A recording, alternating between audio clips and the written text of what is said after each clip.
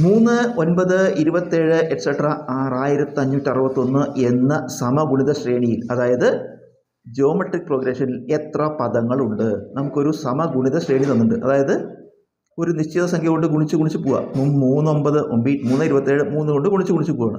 ഇതാണ് geometric progression. നമ്മളെന്താ ഇതിൽ എത്ര പദങ്ങളുണ്ട്? ഈ 6561 വരെ ഇങ്ങനെ എത്ര പദങ്ങളുണ്ടെന്ന് കാണണം. അതിനായി നമ്മൾ എന്നാം പദം കാണുന്നൊരു സൂത്രവാക്കി എഴുതുക. nth ടേം കാണാൻ Tn സമം a ഇൻറ്റു ആർഘാതം n-1. ഇതിൽ Tn എന്ന് പറഞ്ഞാൽ നമുക്ക് അവസാന പദം എന്നെടുക്കാം, അല്ലെങ്കിൽ എന്നാം പദം എന്നും പറയാം. a ആദ്യ പദം, r പൊതുഗുണകം എന്ന് പറഞ്ഞ പദങ്ങളുടെ എണ്ണം. നമുക്ക് ഈ സൂത്രവാക്യത്തിൽ എടുക്കാം. Tn എന്ന് പറഞ്ഞാൽ അവസാന പദം നമുക്കറിയാം, ഇത് 6561 സമം സൂത്രവാക്യത്തിൽ പിന്നെ a ആദ്യ പദം എത്ര? 3 ഇൻറ്റു r എന്ന് പറഞ്ഞാൽ പൊതുഗുണകം, അതായത് ഏത് സംഖ്യ കൊണ്ടാണ് ഗുണിച്ച് ഗുണച്ചാൽ അത്. ഇപ്പം 3, 9, 3, 27 3 കൊണ്ട് ഗുണിച്ച് പോവുകയാണ്. അപ്പോൾ ഈ r എന്ന് പറയണത് 3 ഘാതം സൂത്രവാക്യത്തിൽ n-1. ഈ സമവാക്യത്തിൽ നമുക്ക് ഈ ഇൻറ്റു 3 മറുഭാഗത്തേക്ക് കൊണ്ടുപോവുക. ഇൻറ്റു 3 മറുഭാഗത്തേക്ക്.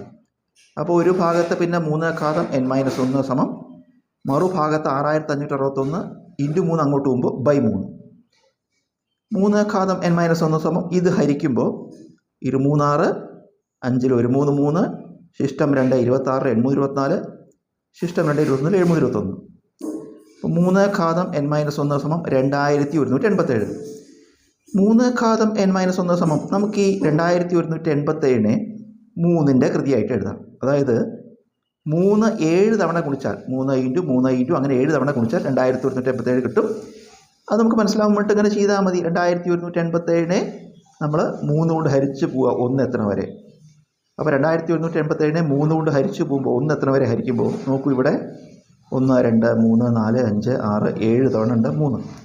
അപ്പോൾ നമുക്ക് ഈ 2187 വരെ എന്തെഴുതാം? 3 ഘാതം 7. അപ്പോൾ ഈ സമവാക്യം നോക്കൂ. ഈ സമവാക്യത്തിൽ ഇടതുവശത്തും വലതുവശത്തും പാദസംഖ്യകൾ തുല്യം, ബേസ് ഈക്വലാണ്.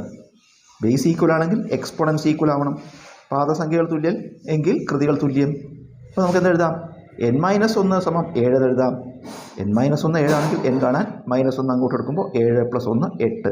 അതായത് ഈ സമാന്തര ശ്രേണിയിൽ എത്ര പദങ്ങളുണ്ട്? 8 പദങ്ങളുണ്ട്.